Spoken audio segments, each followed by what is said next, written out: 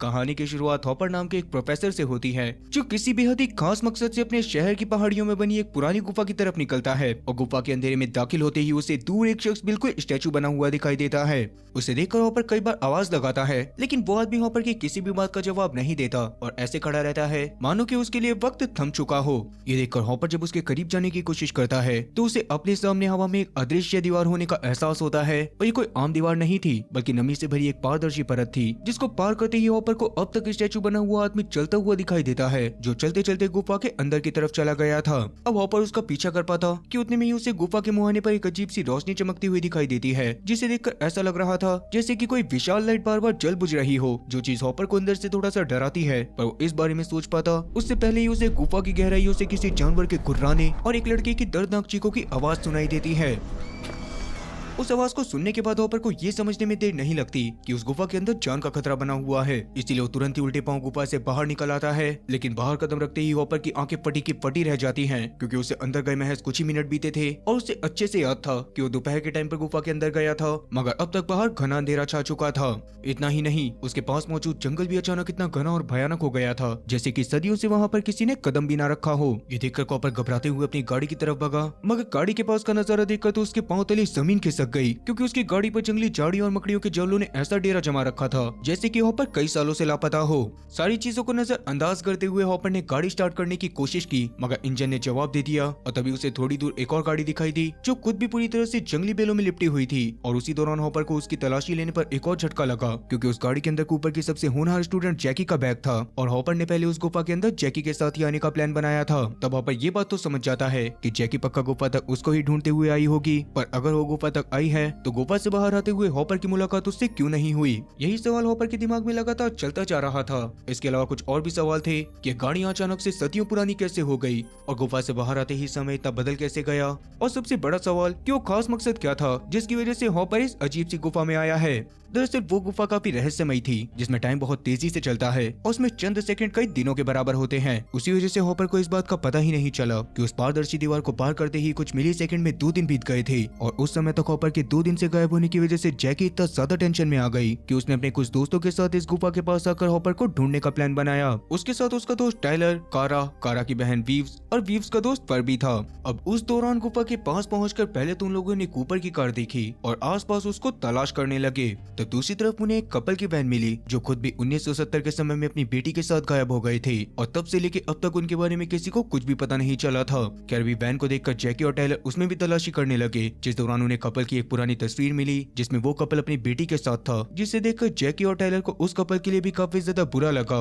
मगर अभी तस्वीर को पलटते ही उन लोगों के पूरी तरह से होश उड़ गए, क्योंकि उस तस्वीर के पीछे हॉपर्स फैमिली लिखा हुआ था, जिसे देखकर उन्हें ये बात समझ में आ गई कि वो परिवार असल में हॉपर का था और हॉपर का इस गुफा के पास आने का सीधा मकसद यही था कि वो 1970 में गायब हुए अपने माँ बाप और बहन के बारे में कुछ पता लगा सके। दरअसल हॉपर की बहन बचपन में काफी ज्यादा बीमार रहती थी और उसी समय पर हॉपर के मम्मी पापा को फाउंटेन ऑफ यूथ नाम के एक झरने के बारे में पता चला था, जिसके पानी से बड़ी बीमारी को सही करा जा सकता है। और पुरानी कहानियों में तो ये तक कहा जाता था कि फाउंटेन ऑफ यूथ के पानी से मरा हुआ इंसान तक जिंदा हो जाता है। उसी झरने को ढूंढते हुए वो उसकी ही तलाश में उस गुफा के पास आकर गायब हो गए थे, जिसके बाद से ही हॉपर उन्हें ढूंढने की कोशिश कर रहा था। फिर अभी वैन से बाहर आने के बाद जैकी और उसके साथियों को वैन से एक रस्सी भी बंधी हुई दिखाई दी जो झाड़ियों की तरफ जा रही थी, जिसका पीछा करते हुए वो लोग एक बड़ी सी गुफा के सामने आ गए, और वो गुफा भी असल में उसी गुफा से जुड़ी हुई थी जिसमें कहानी की शुरुआत में हॉपर गया था। उस गुफा को देखकर जैकी बड़ी उत्सुकता के साथ अंदर चली गई, जहाँ उसे एक गहरी खाई नजर आई। वो रस्सी उस खाई के नीचे तक जा रही थी, लेकिन जैसे ही उन्होंने उस रस्सी को ऊपर खींचा तो पता चला कि वो रस्सी बीच से टूटी हुई है।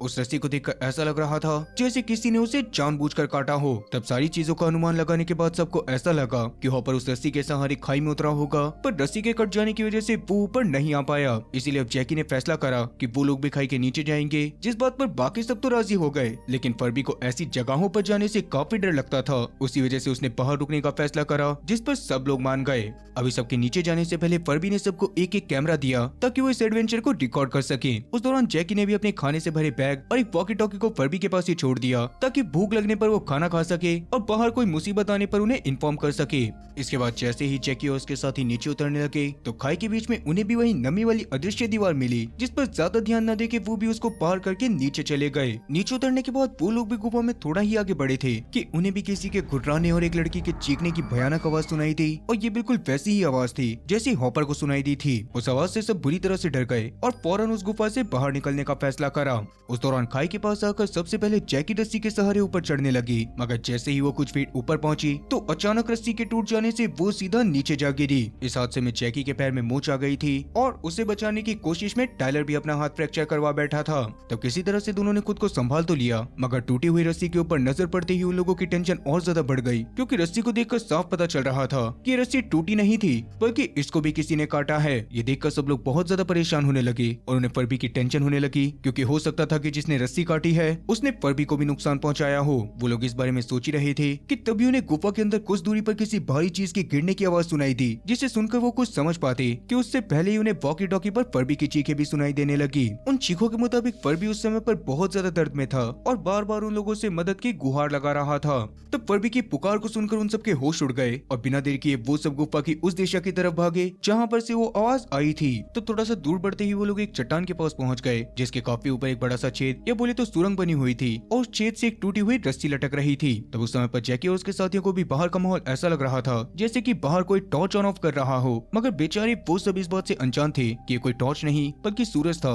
जो इतनी तेजी से ढल और उग रहा है। तभी उनकी नजर पास मौजूद एक बड़े से पत्थर के पीछे गई जहाँ फर्बी की लाश पड़ी हुई थी। उसे देखने के बाद तो सभी लोगों के होश पूरी तरह से उड़ गए। वहीं जब हॉपर ने जैकी का बैग देखा था तो पता नहीं उसे भी कितने हजारों या फिर 100 साल बीत चुके थे। उस दौरान जैकी के बैग को देखकर उसे ये लगा कि शायद जैकी अपने साथियों के साथ उसे ढूंढने के लिए गुफा के अंदर चली गई होगी, इसीलिए उन लोगों को आवाज लगाते हुए फिर से गुफा के अंदर दाखिल हो गया। दूसरी तरफ गुफा के अंदर टाइलर और उसके साथियों को समझ में नहीं आ रहा था कि आखिरकार फर्बी को नीचे गिराया किसने, क्योंकि फर्बी खुद तो इतना पट्टू था कि उनके गुफा के अंदर जाने के कुछ मिनट बाद ही वो खुद से तो रस्सी के जरिए नीचे आने की कोशिश नहीं कर सकता। वो लोग इस बारे में सोच ही रहे होते हैं कि तभी अचानक टाइलर को फर्बी की लाश के पास पड़ा उसका कैमरा मिलता है, जिसमें रिकॉर्डिंग अभी भी चल रही थी। तब कैमरा की वीडियो में सब लोग देखने लगते हैं कि उन लोगों के गुफा में आने के बाद फर्बी आसपास की जगह को एक्सप्लोर करने लग गया था, जिस दौरान ही वो वापस से हॉपर की कार के पास पहुंच गया, जिससे भी एक रस्सी बंधी हुई थी, और उसे देखकर फर्बी को लगा कि शायद हॉपर उस रस्सी के एक छोर को खुद से और एक छोर को गाड़ी से बांधकर गुफा के अंदर गया होगा। पर फिलहाल के लिए उसने इस बात को नजरअंदाज करके हॉपर की गाड़ी की छानबीन करना शुरू कर दिया, जिस दौरान उसे हॉपर के मम्मी पापा की एक डायरी मिली और समय बिताने के लिए फर्बी उसे पढ़ने लग गया। उस डायरी में कुछ अजीबोगरीब तस्वीरों के साथ एक कहानी का जिक्र था। वो कहानी राजा महाराजाओं के टाइम की थी, जिस दौरान अचानक से एक स्पेनिश राजा की इतनी ज्यादा तबीयत खराब हो गई थी कि कोई भी दवाई या फिर कोई भी वैद्य उसे सही नहीं कर पा रहा था।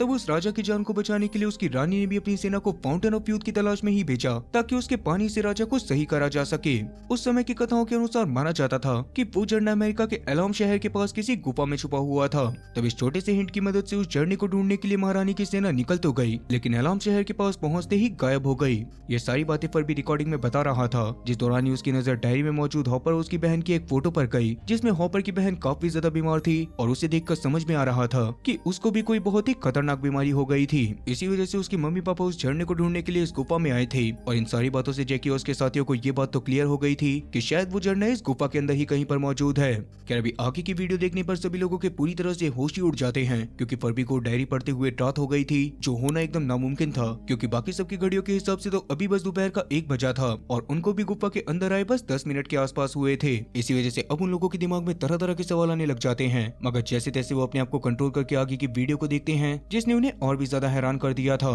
आगे की वीडियो में सुबह के टाइम पर भी बता रहा था कि उसके दोस्तों को गुफा में गए हुए पूरे 2 दिन बीत चुके हैं, मगर अब तक उनमें से कोई भी वापस नहीं लौटा। और उस समय तक सबसे बेकार बात तो ये थी कि फर्बी का सारा खाना खत्म हो चुका था और इस घने जंगल में उसे ढूंढने के लिए कोई आने वाला भी नहीं था, क्योंकि वो पहले ही अपने पेरेंट्स से झूठ बोलकर आए थे और किसी को इस बात की खबर तक नहीं थी कि वो लोग कहाँ पर हैं। और उसी वजह से जब फर्बी के पास कोई भी रास्ता नहीं बचा तो उसने डिसाइड करा कि वो पहाड़ के ऊपर मौजूद एक सुरंग की मदद से गुफा के अंदर जाएगा। उसी वजह से वो रस्सी के जरिए नीचे की तरफ आ रहा था, जिस दौरान अदृश्य दीवार को पार करने के बाद उसकी नजर आसमान में चमक रही एक बहुत ही वाइट चीज के ऊपर पड़ी, जिसको वो सही से देख पाता। उससे पहले ही उसकी रस्सी टूट जाने की वजह से वो काफी ज्यादा ऊंचाई से जमीन पर जा गिरा। उस दौरान भी फर्बी पूरी तरह से मरा नहीं था, पर अभी के टाइम पर कोई भी वीडियो में फर्बी को मरते हुए नहीं देखना चाहता था, इसीलिए घबरा कर वो लोग वीडियो को बंद कर देते हैं। हालांकि अभी तक भी टाइलर और उसके साथियों को ये बात समझ में नहीं आई थी कि इस गुफा के अंदर टाइम बहुत ही धीमे और बाहर की दुनिया में बहुत ही ज्यादा तेज चलता है। इसी वजह से वो लोग फैसला करते हैं कि उनमें से कोई किसी तरह से दीवार को चढ़ते हुए उस सुरंग से बाहर निकलेगा और बाहर की दुनिया से मदद लेकर आएगा।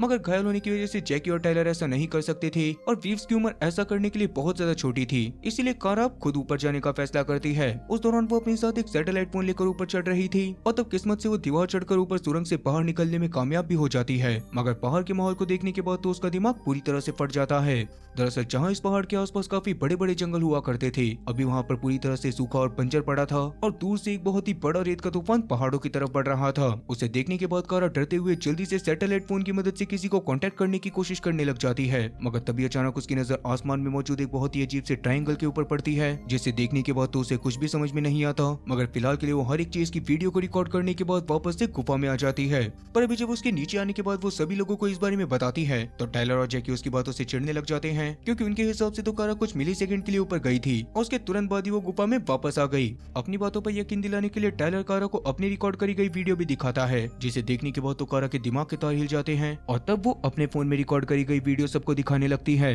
कारा की वीडियो के हिसाब से तो वो 30 मिनट से भी ज्यादा समय के लिए बाहर थी और तब जाकर उस वीडियो को देखने के बाद टायलर को ये बात समझ में आ जाती है कि गुफा के अंदर रहने वाले लोगों के लिए टाइम बहुत ही स्लो हो जाता है, जबकि बाहर के लोगों की दुनिया के लिए समय बहुत ही तेजी से आगे बढ़ता है। इसके अलावा इस गुफा के अंदर एक खास बात और थी कि तुम इस गुफा के जितने ज्यादा अंदर जाते जाओगे समय तुम्हारे लिए उतना ही धीमा होता जाएगा। इस बात को सच साबित करने के लिए टायलर ने सब लोगों को ये चीज अच्छे से समझाई कि असल में ऊपर जल बुझ रही टॉर्च कोई और नहीं बल्कि कुछ सूरज है, जो बहुत ही ज्यादा तेजी से उग और ढल रहा है। और अभी जब से वो गुफा के और ज्यादा अंदर आए हैं, सूरज का ढलना और उगना और ज्यादा तेज हो चुका है। तो कारा की बनाई गई वीडियो को स्लो करके देखने पर सबको ये बात भी समझ में आती है कि सूरज सिर्फ ढल और बुझ नहीं रहा था, बल्कि वो सीजन के हिसाब से अपनी डायरेक्शन को भी चेंज कर रहा था और गुफा के अंदर बिताए हुए 4 सेकंड गुफा के 1 साल के बराबर थे। और जैसा कि अभी के लिए वो लोग ना जाने कितने घंटों से यहाँ पर मौजूद हैं, तो इस हिसाब से तो धरती पर न जाने अब तक कितने हजार साल बीत चुके होंगे। जो समझ में आने के बाद टायलर और उसके दोस्तों का दिमाग पूरी तरह से काम करना बंद कर देता है। पर फिलहाल के लिए उन्हें ये बात भी समझ में आ जाती है कि इस हिसाब से उनकी रस्सी को किसी ने काटा नहीं था, बल्कि रस्सी बहुत ज्यादा पुरानी हो जाने की वजह से वजन को झेल नहीं पाई और अपने आप ही टूट गई। इन सभी चीजों के बारे में बात करने के बाद उन्हें एक और बात याद आती है कि मरने से पहले फरबी ने वॉकी टॉकी के जरिए कांटेक्ट करके मदद मांगने की कोशिश करी थी, जिसका मतलब कि वो उस समय पर गिरने के बाद भी जिंदा था। तो बाद में उसके साथ अचानक क्या हुआ, यही जानने के लिए वो लोग एक बार वापस से वीडियो को देखना शुरू कर देते हैं, जिसे देखने के बाद तुम लोगों का दिमाग और ज्यादा खराब हो जाता है, क्योंकि सच में फरबी नीचे गिरने के बाद भी जिंदा था। मगर जब उसने टायलर से मदद मांगी तो टायलर और उसके साथियों के वहाँ पर पहुँचने से पहले ही काफी सारे आदि मानव वहाँ पर आ गए और उन्होंने फरबी को पीट पीट कर उसकी जान ले ली। तब उन आदि मानवों के बर्ताव को देखकर सब लोग दहशत में आ जाते हैं और टायलर को ये बात भी समझ जाती है कि पक्का वो आदि मानव अपने जमाने में इस गुफा को अपना घर बनाने के लिए आए होंगे। उसी वजह से समय उनके लिए बहुत ज्यादा धीमा हो गया और उन्हें इस बात का जरा भी अंदाजा नहीं है कि बाहर की दुनिया अब तक कितनी ज्यादा बदल चुकी है। इसका मतलब कि वो आदि मानव अभी भी इस गुफा में मौजूद है और टायलर और उसके साथियों को अभी भी उनसे खतरा है। वो उनसे बचने के तरीके के बारे में सोच ही रहे होते हैं कि तभी अचानक सुरंग के ऊपर से एक खंबे जैसी चीज गुफा के अंदर दाखिल होती है और देखते ही देखते वो एक सीढ़ी में बदल जाती है। उसको देखकर टायलर और उसके साथी कुछ समझ पाते उससे पहले स्पेस सूट पहना हुआ एक 10 फुट का एलियन सीढ़ी उतरकर नीचे आने लग जाता है, जिसे देखने के बाद टायलर और उसके साथी बहुत ज्यादा डर गए थे।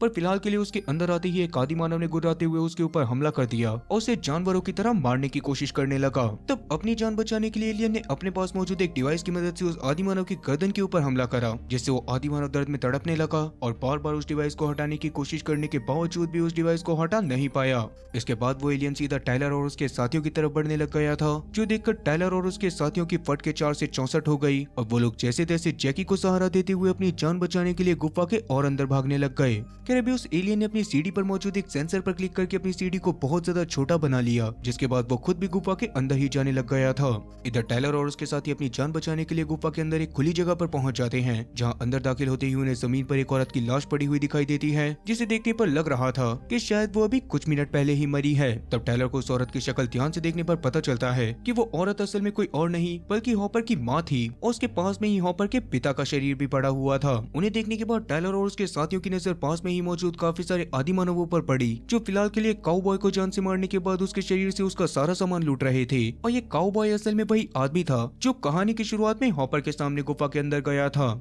तब फिलहाल के लिए उन लोगों को बिजी देखकर टायलर अपने साथियों से चुपके से साइड से निकलने के लिए कहता है, मगर उन लोगों के निकलते समय एक आदि मानव की नजर उन लोगों के ऊपर पड़ जाती है और तुरंत ही अपने साथियों के साथ टायलर की तरफ बढ़ना शुरू कर देता है। तब सबकी जान बचाने के लिए टायलर ने जैसे तैसे सबको आगे जाने के लिए बोल दिया था, मगर वो खुद पीछे रहकर ही आदि मानवों का सामना करने वाला था, ताकि इतने समय में उसके साथियों को वहाँ पर से निकलने का समय मिल जाए। अब शुरू में तो टायलर काफी देर तक उन लोगों से लड़ाई करता रहा, मगर एक समय पर उन लोगों की संख्या ज्यादा होने की वजह से वो लोग टायलर के ऊपर भारी पड़ने लग गए और अभी उनमें से एक ने उसको जमीन पर गिराने के बाद एक पत्थर की मदद से उसका सर कुचलकर उसकी जान ले ली। इधर फिलहाल के लिए कारा, जैकी और टीव्स एक जगह पर आकर छुप गए थे, जिन्होंने उस खाली जगह पर से काफी समय तक आदि मानवों के निकलने का इंतजार करा। और फिर आदि मानवों के वहां पर से निकलने के बाद कारा जब टाइलर की जान बचाने के लिए गई तो टाइलर को मरा हुआ देखकर वो पूरी तरह से टूट गई। उतने में ही वहां पर वो एलियन भी पहुंच गया था, जो कारा और टाइलर को ऐसे देखने के बावजूद भी उन लोगों को कुछ भी नहीं कहता और उस खाली जगह पर ही मौजूद एक तालाब में से पानी भरकर चुपचाप वहां पर से जाने लग जाता है। पर जैसा कि कारा अभी तक लगातार रोई जा रही थी तो अचानक से एलियन उसकी तरफ मुड़कर उसके पास जाता है और उसे टाइलर के शरीर से दूर करते हुए टाइलर के शरीर को घसीटकर उस पॉन्ड के पास लेकर जाने लग जाता है।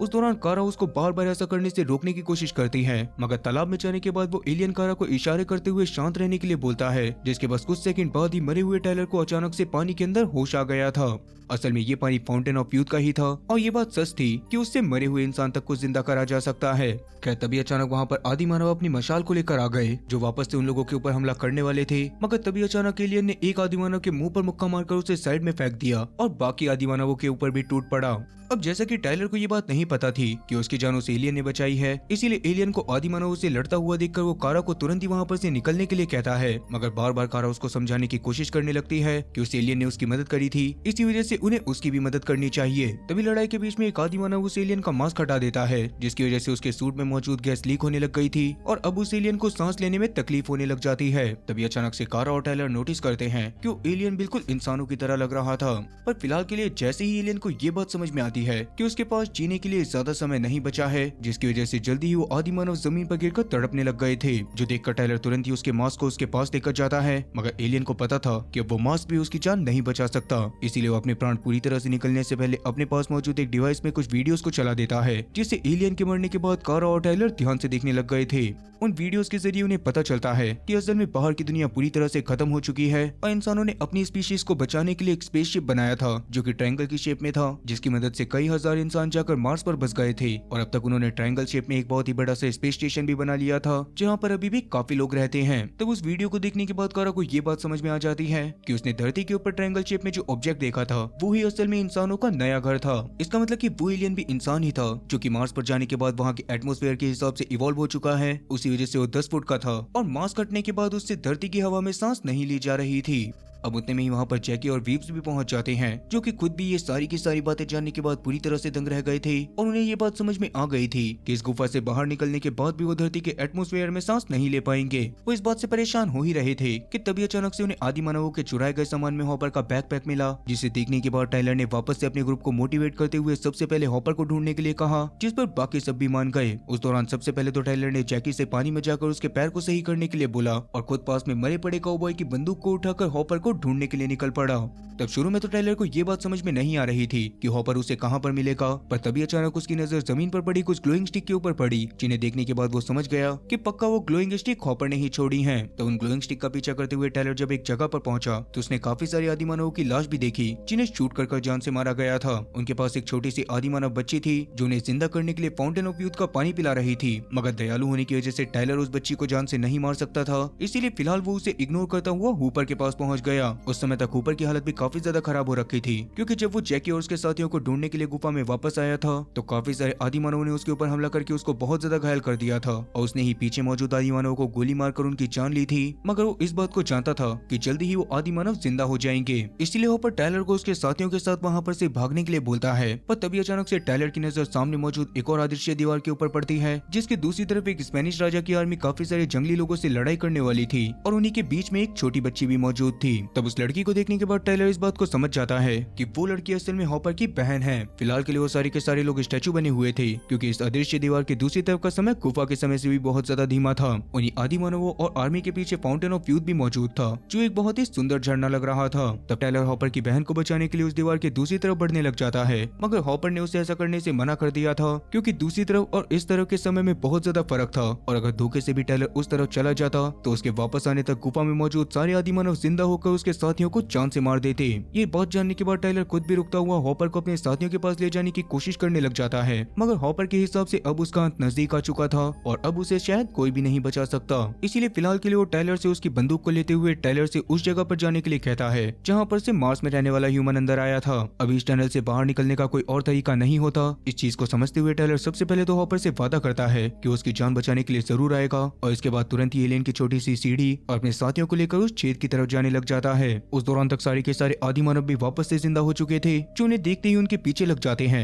मगर टाइलर और उसके साथी जल्दी से छेद पर सीढ़ी लगाकर उस पर चढ़ना शुरू कर देते हैं। तो ऊपर चढ़ते हुए कारा के तो पूरी तरह से होश उड़ गए थे, क्योंकि अब तक ऊपर का हिस्सा पूरी तरह से पानी से भर चुका था और अब ऊपर जाने का कोई भी रास्ता मौजूद नहीं होता। तो कोई रास्ता न होने की वजह से कारा तुरंत ही अपने हाथ को उस पानी के अंदर डाल देती है, मगर तभी अचानक अंदर मौजूद एक अजीब सा क्रीचर उसे पकड़कर पानी के अंदर खींचने लग जाता है, जो देखने के बाद टाइलर और बाकी सारे लोग बहुत ज्यादा डर गए थे और टाइलर बार बार कारा को बचाने की कोशिश भी कर रहा था, मगर बहुत ज्यादा कोशिश करने के बावजूद भी वो कारा को बचा नहीं पाता और वो क्रीचर जबरदस्ती कारा को पानी के अंदर खींच लेता है। जहाँ जाने के बाद कारा को एहसास होता है कि वो क्रीचर उसकी जान बचाना चाहता है, क्योंकि उस क्रीचर ने कारा को पानी के अंदर खींचते ही उसे ऑक्सीजन मास्क पहना दिया था। अभी बाहर आने के बाद कारा को नीचे देखने पर अपने दोस्त जमे हुए नजर आ रहे थे, क्योंकि अब वो नॉर्मल एटमॉस्फेयर में आ चुकी थी, जो कि नीचे मौजूद टाइलर और उसके साथियों को अभी भी आदि मानवों का बहुत ज्यादा खतरा था। तभी अचानक एक आदि मानव सीढ़ी की सेंसर वाली जगह पर क्लिक करके उसे वापस से छोटा करने लग जाता है, जिस दौरान टाइलर और उसके साथी नीचे गिरने ही वाले थे, पर तभी अचानक कारा बहुत ही अच्छे सेफ्टी सूट को पहनकर नीचे आते हुए उन लोगों को बचा लेती है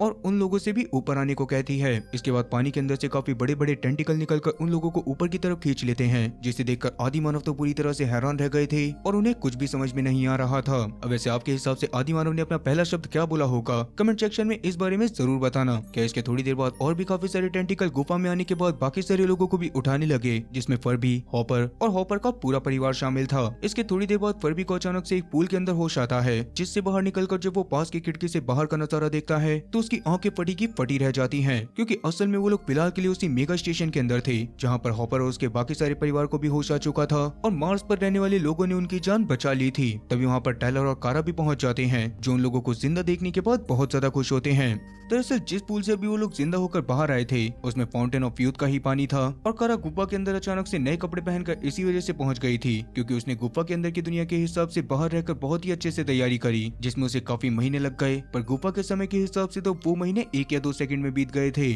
अब वैसे अगर आप लोगों को इस दुनिया में मौजूद कोई ऐसी गुफा मिल जाए तो आप लोग क्या करोगे? कमेंट सेक्शन में इस बारे में जरूर बताना। अब वैसे हजारों सालों तक उस गुफा में वक्त गुजारने के बाद आखिरकार हॉपर और उसकी टीम मौत के मुंह से निकलकर इंसानियत के नए ठिकाने यानी कि मार्स पर पहुंच चुके हैं। उनके लिए ये सफर एक नई जिंदगी की शुरुआत थी, जहां सदियों पुराने बिछड़े हुए परिवार एक बार फिर मिल गए। लेकिन क्या आपने कभी सोचा है, जिस मार्स जैसे प्लेनेट पर हम लोग बसने का सपना देखते हैं, वहाँ पहुँचना कितना आसान होता है? धरती पर जब रिसोर्सेज खत्म होने लगते हैं और इंसानियत भुखमरी की कगार पर होती है, तब शुरू होता है एक ऐसा मिशन जो उम्मीद से ज्यादा मौत के करीब ले जाता है। ये कहानी है सायरन कॉर्पोरेशन की, जिसने हजारों लोगों को थिया प्लेनेट पर एक नई दुनिया बसाने के लिए स्पेस में भेजा तो सही, मगर रास्ते में कुछ ऐसा हुआ जिसने सबकी नींद उड़ा दी। जब जॉन और लाना की आंख बीच सफर में खुलती है तो उन्हें पता चलता है कि उनका स्पेसशिप अब एक खाली कब्रिस्तान बन चुका है और इंसानों के अलावा उनके साथ कोई दूसरी चीज भी इस सफर का हिस्सा बन गई है। अब क्या जॉन इस अनजान खतरे से बचकर थिया प्लेनेट तक पहुंच पाएगा? जानने के लिए राइट हैंड साइड पर आ रही वीडियो के ऊपर क्लिक करके आप लोग सायरन कॉर्पोरेशन की पूरी कहानी को जान सकते हो। पर आप लोग अगर कुछ और देखना चाहते हो तो आप लोग लेफ्ट हैंड साइड की वीडियो पर भी क्लिक कर सकते हो। बाकी उम्मीद है कि आप लोगों को ये कहानी पसंद आई होगी। अगर आप लोग इसी तरह की साइ-फाई मूवीज और सीरीज के दीवाने हो तो चैनल को सब्सक्राइब करके बेल नोटिफिकेशन को ऑल पर सिलेक्ट कर देना और वीडियो को भी लाइक करना। मैं इसी तरह की और मजेदार कहानियां लेकर आता रहूंगा, पर फिलहाल नेक्स्ट वीडियो तक के लिए टाटा और गुड बाय।